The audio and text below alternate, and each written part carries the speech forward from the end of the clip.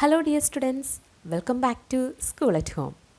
Our today's topic is double circulation, portal circulation, heartbeat, pulse and blood pressure. Let's move on to the first topic, that is double circulation. What do you mean by a double circulation? When blood flows from the heart to different parts of the body and vice versa, it passes twice through the chambers of the heart. Hence the circulation of blood in man is said to be double circulation. അതായത് ശരീരത്തിൻ്റെ വിവിധ ഭാഗങ്ങളിൽ നിന്ന് ഹാർട്ടിലേക്ക് blood എത്തുന്നുണ്ട്.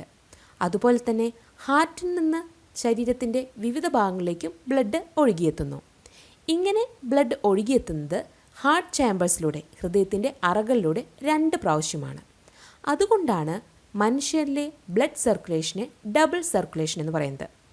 So heart ചാമ്പേഴ്സിലൂടെ 2 പ്രാവശ്യമാണ് blood flow ചെയ്യുന്നത്. Heart to different part of the ബോഡിയും അതുപോലെ ഡിഫറെൻറ്റ് പാർട്ട് ഓഫ് ദ ബോഡിയിൽ നിന്ന് ഹാർട്ടിലേക്കും. അതുകൊണ്ടാണ് ബ്ലഡ് സർക്കുലേഷൻ ഇൻ മാൻ പറയുന്നത് എന്താണ്? ഡബിൾ സർക്കുലേഷൻ എന്ന്. Double circulation includes systemic circulation and pulmonary circulation. 2 തരം സർക്കുലേഷനാണ് ഡബിൾ സർക്കുലേഷനിൽ ഉള്ളത്.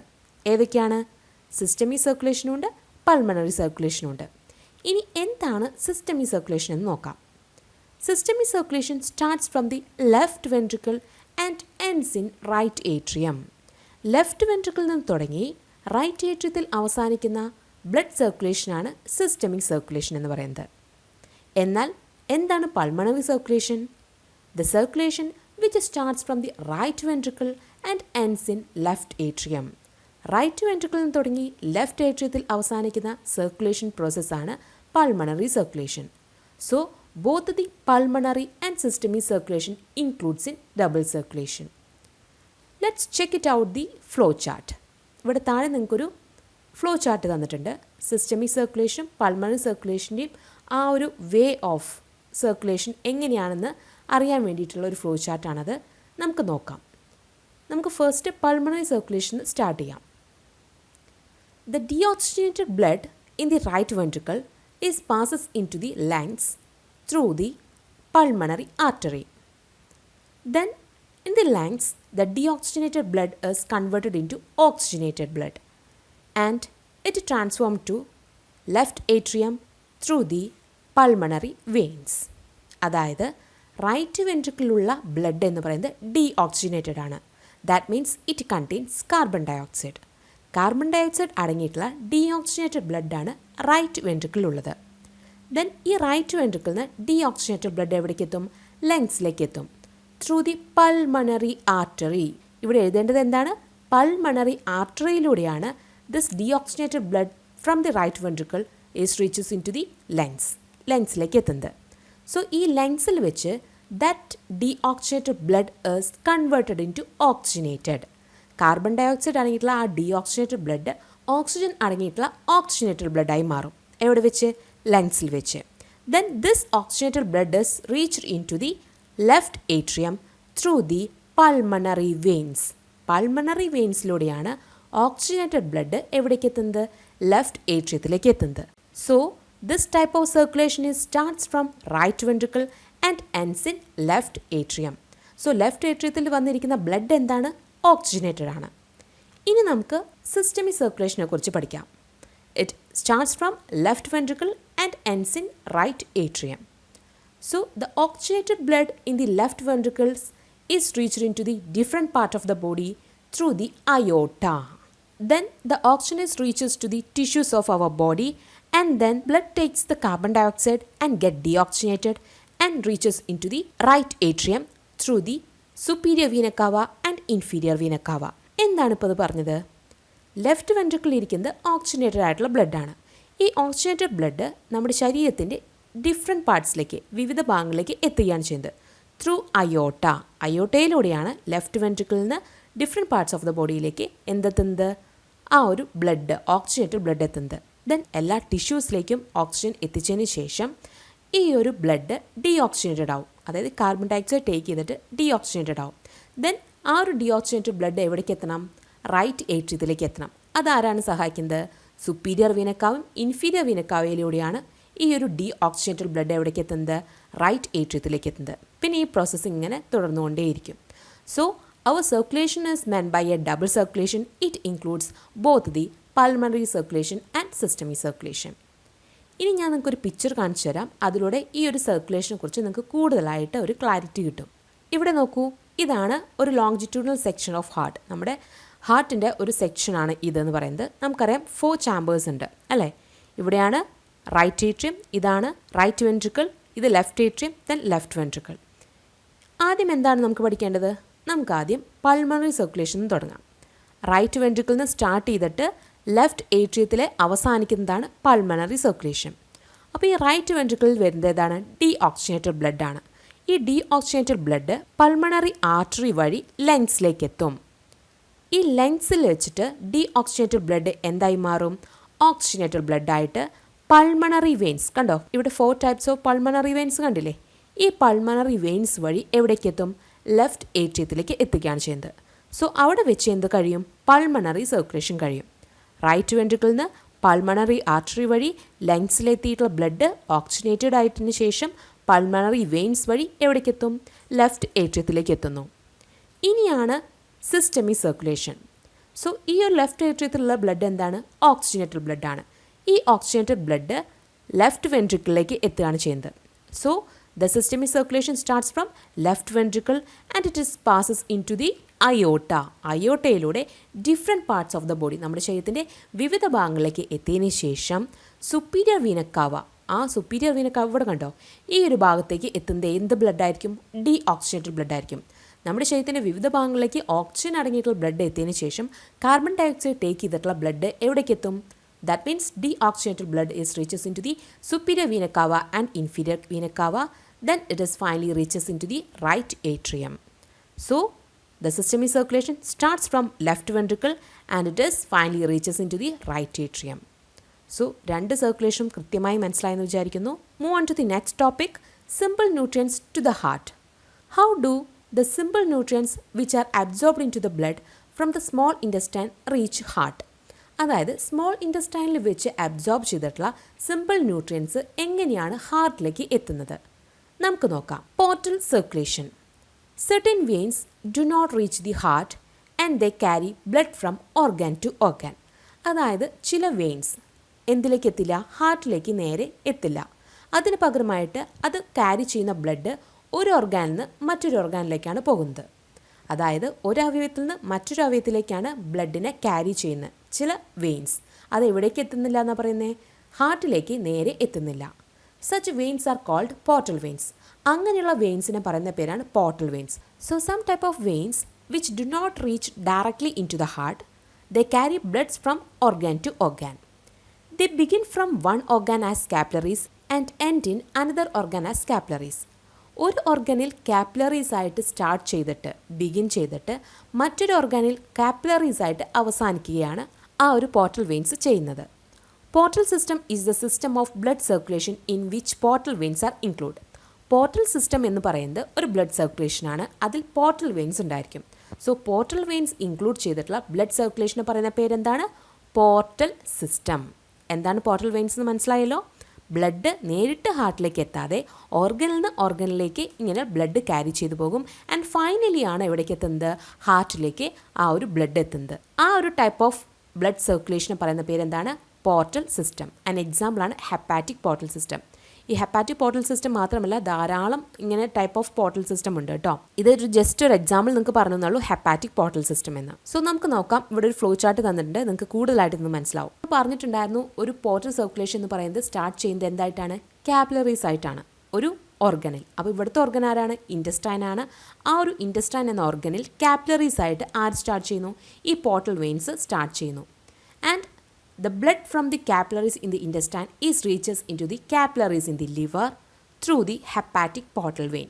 ഒരു ഹെപ്പാറ്റിക് പോർട്ടൽ വെയിനിലൂടെ കാപ്പിലറീസ് ഇൻ ദ ഇൻറ്റസ്റ്റൈനിലെ രക്തം ബ്ലഡ് എവിടേക്ക് എത്തും? കാപ്പിലറീസ് ഇൻ ദ ലിവറിൽ എത്തിച്ചേരും. So it is the another type of organ അല്ലേ? ലിവറാണ് ഒരു ഓർഗൻ എന്ന് പറയുന്നത്. അതിലെന്തായിട്ട് അവസാനിക്കുകയാണ്? കാപ്പിലറീസ് ആയിട്ട് തന്നെ അവസാനിക്കുകയാണ്. കണ്ടോ? സോ ഇവിടെ ഇൻറ്റസ്റ്റൈൻ എന്ന് പറയുന്ന ഒരു ഓർഗനാണ്, ഇവിടെ ലിവർ എന്ന് പറയുന്നത് മറ്റൊരു ഓർഗനാണ്. ഈ രണ്ട് ഓർഗനിൽ ഇവിടെ കാപ്പിലറീസ് ആയിട്ട് സ്റ്റാർട്ട് ചെയ്തിട്ട് ഇവിടെ കാപ്പിലറീസ് ആയിട്ട് എന്ത് ചെയ്യുന്നു? എൻഡ് ചെയ്യുന്നു. ആ ഒരു ടൈപ്പ് ഓഫ് വെയിൻ ആണ് പോർട്ടൽ വെയിൻ എന്ന് പറയുന്നത്.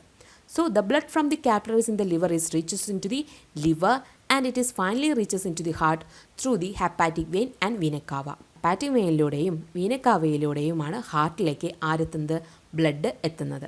സോ ഫൈനലി എവിടെ എത്തും, ഹാർട്ടിലെത്തും. പക്ഷേ ഓരോ ഓർഗാനിൽ കാപ്പിലറീസ് ആയിട്ടാണ് ഇങ്ങനെ ഉണ്ടാവുന്നത്. മാറി മാറി ബ്ലഡ് എത്തിയതിന് ശേഷമാണ് എവിടേക്ക് എത്തുന്നുള്ളൂ, ഹാർട്ടിലേക്ക് എത്തുന്നുള്ളൂ. Have you ever thought why simple nutrients reach the liver? നിങ്ങൾ എപ്പോഴെങ്കിലും ചിന്തിച്ചിട്ടുണ്ടോ ലിവറിൽ എന്തുകൊണ്ടാണ് സിമ്പിൾ ന്യൂട്രിയൻസ് എത്തുന്നതെന്ന്? ഇവിടെ നോക്കൂ, ഇവിടെ സിമ്പിൾ ന്യൂട്രിയൻസ് ബ്ലഡിലൂടെ എത്തുന്നത് എവിടെയാണ്, ലിവറിലാണ് അല്ലേ? എന്തുകൊണ്ടാണ് ഇവിടെ ലിവറിലേക്ക് എത്തിയിട്ട് അതിനുശേഷം ഹാർട്ടിലേക്ക് എത്തുന്നത്? അതിനെന്താണ് കാരണം? Liver is the centre of metabolism. Liver അതായത് കരൾ എന്ന് പറയുന്നത് മെറ്റാബോളിസത്തിൻ്റെ കേന്ദ്രമാണ്. Simple nutrients undergo several changes in the liver. ഇങ്ങനെ ലിവറിലെത്തുന്ന ബ്ലഡിൽ ധാരാളം സിമ്പിൾ ന്യൂട്രിയൻസ് ഉണ്ടല്ലോ. ഈ ഒരു സിമ്പിൾ ന്യൂട്രിയൻസ് ലിവറിൽ വെച്ച് ധാരാളം മാറ്റങ്ങൾക്ക് വിധേയമാകും. Storage of glucose in the form of glycogen, releasing energy from fatty acids, producing cholesterol etcetera are such changes. Glucose ആണ് ഒരു സിമ്പിൾ ന്യൂട്രിയൻറ്റ് അല്ലേ? ഈ ഗ്ലൂക്കോസ് ഗ്ലൈക്കോജനായി മാറും. ഫാറ്റി ആസിഡിന് എനർജി റിലീസ് ചെയ്യും, കൊളസ്ട്രോൾ പ്രൊഡ്യൂസ് ചെയ്യും. ഇതെല്ലാം ലിവറിൽ വെച്ച് നടക്കുന്ന ചേഞ്ചസ് ആണ്. സോ അതുകൊണ്ടാണ് സിമ്പിൾ ന്യൂട്രിയൻസ് എവിടേക്ക് എത്തുന്നത്, ലിവറിലേക്ക് എത്തിയതിനു ശേഷം ഹാർട്ടിലേക്ക് എത്തുന്നത്. We are move on to the next topic, that is heart beat. One systole and the subsequent diastole together constitute a heart beat. ഒരു ഹാർട്ട് ബീറ്റ്, ഒരു ഹൃദയമിടിപ്പ് എന്ന് പറയുന്നത് ഒരു സിസ്റ്റോളും ഒരു ഡയസ്റ്റോളും ചേർത്താണ്. ഒരു സിസ്റ്റോളും ഒരു ഡയസ്റ്റോളും ചേർന്നാണ് ഒരു heart beat. It takes about 0.8 second. ഒരു ഹാർട്ട് ബീറ്റിന് എടുക്കുന്ന സമയം എത്രയാണ്, 0.8 seconds. Contraction of the chambers of the heart is termed as systole. Heart ചാമ്പേഴ്സിൻ്റെ, അതായത് 4 ഹാർട്ട് ചാമ്പേഴ്സ് ഉണ്ടല്ലോ, ആ ഹാർട്ട് ചാമ്പേഴ്സിൻ്റെ കൺട്രാക്ഷനാണ് സിസ്റ്റോൾ എന്നറിയപ്പെടുന്നത്. During this phase blood flows from the atria to the ventricles and from the ventricles to outside. ഈ systole സമയത്ത് എന്താണ് ഉണ്ടാവുന്നത്, ഏട്രിയയിൽ നിന്ന് ബ്ലഡ് വെൻട്രിക്കിളിലേക്ക് എത്തും.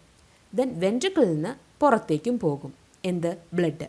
ആ ഒരു ടൈമാണ് സിസ്റ്റോൾ എന്ന് പറയുന്നത്. That is the contractive process of our heart chambers. നമ്മുടെ ഹാർട്ട് ചാമ്പേഴ്സ് കൺട്രാക്ട് ചെയ്യുന്ന ആ സമയമാണ് സിസ്റ്റോൾ എന്ന് പറയുന്നത്.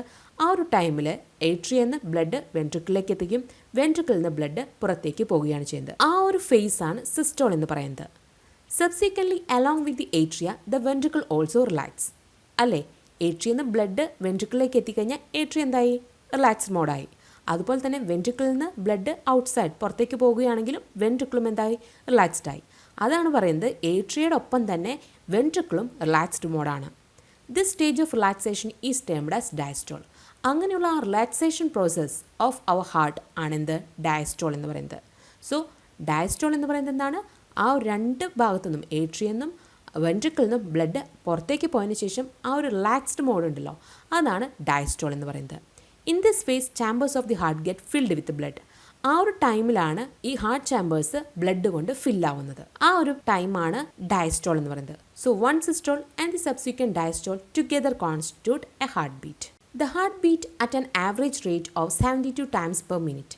ഒരു മിനിറ്റിൽ ആരോഗ്യവാനായ ഒരു മനുഷ്യൻ്റെ ഹൃദയമിടിപ്പ് 72 പ്രാവശ്യമായിരിക്കും. The wave like movement formed due to the contraction and relaxation of the heart is felt through the walls of the arteries. This is called pulse. ഇനി എന്താണ് പൾസ്? അതായത് നമുക്കറിയാം, നമ്മൾ സിസ്റ്റോളും ഡയസ്റ്റോളും നടക്കുന്നുണ്ട്, അതല്ല ഒരു ഹാർട്ട് ബീറ്റ് എന്ന് പറയുന്നത്. ആ ഒരു ഹാർട്ട് ചാമ്പേഴ്സിൻ്റെ കൺട്രാക്ഷനും റിലാക്സേഷനും ആണല്ലോ ഈ സിസ്റ്റോളും ഡയസ്റ്റോൾ എന്ന് പറയുന്നത്. ആ ഒരു ടൈമിൽ ആർട്ടറീസിൻ്റെ വോളിൽ, അതായത് ധമനികളുടെ ഭിത്തികളിൽ ഒരു വേവ് ലൈക്ക് മൂവ്മെൻറ്റ് ഫോം ചെയ്യുന്നുണ്ട്. നമ്മുടെ ഒരു ഹൃദയമിടിപ്പ്, ആ ഒരു ഹാർട്ട് ബീറ്റിൻ്റെ ടൈമിൽ നമ്മുടെ ആർട്ടറീസിൻ്റെ വോളിൽ, ധമനികളുടെ വോളിൽ ഒരു വേവ് ലൈക്ക് മൂവ്മെൻറ്റ് ഫോം ചെയ്യുന്നു. അതിനെയാണ് പൾസ് എന്ന് പറയുന്നത്. The rate of pulse is equal to that of heart beat. Heart ബീറ്റിൻ്റെ നിരക്കിനനുസരിച്ച് തന്നെയായിരിക്കും പൾസിൻ്റെ റേറ്റും നിരക്കും. ഇവിടെ കണ്ടോ, ഇതാണ് ഒരു സ്പിഗ്മോ മാനോമീറ്റർ. ഇതൊരു ഡിജിറ്റൽ BP അപ്പാരറ്റസ് ആണ്. ബ്ലഡ് പ്രഷർ ചെക്ക് ചെയ്യാൻ വേണ്ടതാണ് കേട്ടോ. ഇത് രക്തസമ്മർദ്ദമുണ്ടല്ലോ, ബ്ലഡ് പ്രഷർ BP ചെക്ക് ചെയ്യാൻ നിങ്ങൾ കണ്ടിട്ടുണ്ടാവും അല്ലേ. BP ചെക്ക് ചെയ്യുന്ന ഒരു അപ്പാരറ്റസ് ആണിത്. ഇതൊരു ഡിജിറ്റൽ അപ്പാരറ്റസും ആണ്, ഇപ്പോൾ കൂടുതലായിട്ട് കണ്ടുവരുന്നുണ്ട്. About 70 ml of blood is pumped into the arteries every time the heart contracts. The pressure exerted by this excess blood on the walls of the arteries is systolic pressure. This is 120 mmHg. എന്താണ് പറയുന്നത്? എല്ലാ സമയത്തും heart contract ചെയ്യുമ്പോൾ സിസ്റ്റോളിൻ്റെ ടൈമിൽ 70 ml of ബ്ലഡാണ് ആർട്ടറീസിലൂടെ pass ചെയ്യുന്നത്. So this blood is very excess. That exerted a pressure on the walls of arteries is known as systolic pressure. ആ ടൈമിലെ ആർട്ടറീസിൻ്റെ വാൾസിൽ ഒരു പ്രഷർ ഉണ്ടാകും. ആ ഒരു പ്രഷറിന് പറയുന്ന പേരെന്താണ്? Systolic pressure. എപ്പോഴാണ് ഇത് നടക്കുന്നത്? ഹാർട്ട് കൺട്രാക്ട് ചെയ്യുമ്പോൾ 70 ml ഓഫ് ബ്ലഡ് ആർട്ടറീസിലേക്ക് പമ്പ് ചെയ്യും. അങ്ങനെ പമ്പ് ചെയ്യുമ്പോൾ ആർട്ടറീസിൻ്റെ വാളിൽ ഒരു പ്രഷർ ഉണ്ടാകും. ആ പ്രഷറിനെയാണ് സിസ്റ്റോളിക് പ്രഷർ എന്ന് പറയുന്നത്. That is very excess. ആ ഒരു പ്രഷർ എത്രയായിരിക്കും? 120 mmHg ആയിരിക്കും. When the heart dilates fully, the same quantity of blood enters the heart. A low pressure felt in the arteries during this time is known as diastolic pressure. ഇനി എപ്പോഴാണ് നമ്മുടെ heart dilate ചെയ്യുന്നത്? That means diastole നടക്കുന്ന സമയം. ആ ടൈമിൽ ഇതേ same quantity of blood ഹാർട്ടിലേക്ക് എൻറ്റർ ചെയ്യും. അപ്പോൾ ഉണ്ടാകുന്ന പ്രഷർ എന്ന് പറയുന്നത് വെരി ലോ ആയിരിക്കും. സോ ആ ഒരു പ്രഷറിനെ പറയുന്ന പേരെന്താണ്? Diastolic pressure. This is 80 mmHg. അത് എത്രയായിരിക്കും? 80 mmHg ആയിരിക്കും. സോ ഡയസ്റ്റോളിക് പ്രഷർ എത്രയാണ്? 80 mm ആണ്. It is very low pressure. And systolic pressure എത്രയാണ്? 120 ആയിരിക്കും. അത് എക്സസ് പ്രഷറാണ്. Okay. The blood pressure of an individual is started in terms of these two pressure. So അപ്പോൾ നമ്മൾ ഒരാളുടെ BP ചെക്ക് ചെയ്യുമ്പോൾ ഈ രണ്ട് ടേംസും സിസ്റ്റോളിക് പ്രഷറും ഡയസ്റ്റോളിക് പ്രഷറും കൺസിഡർ ചെയ്തിട്ടായിരിക്കും കേട്ടോ. Sphygmomanometer is the instrument use to measure blood pressure. ഞാൻ നേരത്തെ കാണിച്ചു തന്നില്ലേ? സ്പിഗ്മോമാനോമീറ്റർ എന്ന് പറഞ്ഞ ഒരു ഇൻസ്ട്രുമെൻ്റ് ഉണ്ട്. അത് ബ്ലഡ് പ്രഷർ ചെക്ക് ചെയ്യാനുള്ളതാണ്. അതുപോലെ ഡിജിറ്റൽ BP അപ്പാരറ്റസും ഇപ്പോൾ അവൈലബിൾ ആണ്. Next is variation in blood pressure. You might have understood that the desired rate of blood pressure is 120/80 mmHg. നമുക്കറിയാം ഒരു നോർമൽ ഹെൽത്തി മാൻ്റെ ബ്ലഡ് പ്രഷർ എന്ന് പറയുന്നത് 120/80 mmHg ആയിരിക്കണം. The condition in which the blood pressure increases above the normal rate is disease condition called hypertension. ഈ ഒരു normal blood പ്രഷറിനേക്കാൾ കൂടുതലാണ് ഒരു ബോഡിയിൽ ഉണ്ടാകുന്ന ബ്ലഡ് പ്രഷർ എങ്കിൽ അതൊരു ഡിസീസ് കണ്ടീഷനാണ്. അതിന് പറയുന്ന പേരാണ് hypertension. This happens due to many reason. ഇത് കുറേയധികം കാരണങ്ങൾ കൊണ്ട് സംഭവിക്കാം. Unhealthy habits such as excess use of salt and fat, smoking, lack of exercise etcetera often lead to high blood pressure. ഇനി എന്തൊക്കെ കാരണങ്ങൾ കൊണ്ടാണ് ഈ ഹൈ ബ്ലഡ് പ്രഷർ ഉണ്ടാകുന്നത്? സ്മോക്കിംഗ്, പുകവലി കൊണ്ടായിരിക്കാം. അല്ലെങ്കിൽ നമ്മുടെ ഭക്ഷണത്തിൽ സോൾട്ടിൻ്റെയും ഫാറ്റിൻ്റെയും ആ ഒരു കണ്ടൻറ്റ് കൂടുതലായതുകൊണ്ടായിരിക്കാം. പിന്നെ ലാക്ക് ഓഫ് എക്സസൈസ്, വ്യായാമം ചെയ്യാതെ വരിക. ഈ ഒരു കാരണങ്ങൾ കൊണ്ടാണ് ഹൈ ബ്ലഡ് പ്രഷർ ഉണ്ടാകുന്നത്. The condition in which the blood pressure rates goes below the prescribed rate is called hypotension. ഇനി 120/80 mmHg എന്ന് പറഞ്ഞ ആ നോർമൽ ബ്ലഡ് പ്രഷറിനേക്കാൾ താഴെയാണ് പ്രഷർ റേറ്റ് എങ്കിൽ അതുണ്ടാവുന്ന ഒരു ഡിസീസ് കണ്ടീഷനാണ് ഹൈപ്പോടെൻഷൻ എന്ന്. If not regulated, hypotension and hypertension may lead to stroke or heart attack. അത് നമ്മൾ ശ്രദ്ധിച്ചില്ലെങ്കിൽ, ഹൈപ്പോടെൻഷൻ എന്ന ആ ഒരു ഡിസീസ് കണ്ടീഷൻ നമ്മൾ ശ്രദ്ധിച്ചില്ലെങ്കിൽ അത് പിന്നീട് സ്ട്രോക്കിലേക്കും ഹാർട്ട് അറ്റാക്കിലേക്കും നയിക്കാം. സോ ഇന്നത്തെ ക്ലാസ്സിൽ ഞാൻ പറഞ്ഞത് double circulation, portal circulation, blood pressure, heart beat, pulse എന്നിവയെക്കുറിച്ചായിരുന്നു. നിങ്ങൾക്ക് ക്ലാസ് മനസ്സിലായെന്ന് വിചാരിക്കുന്നു. നിങ്ങൾ ആദ്യമായിട്ടാണ് എൻ്റെ ഈ ചാനൽ കാണുന്നതെങ്കിൽ സബ്സ്ക്രൈബ് ചെയ്യാൻ മറക്കരുത്. Please subscribe my channel and share it. Thank you.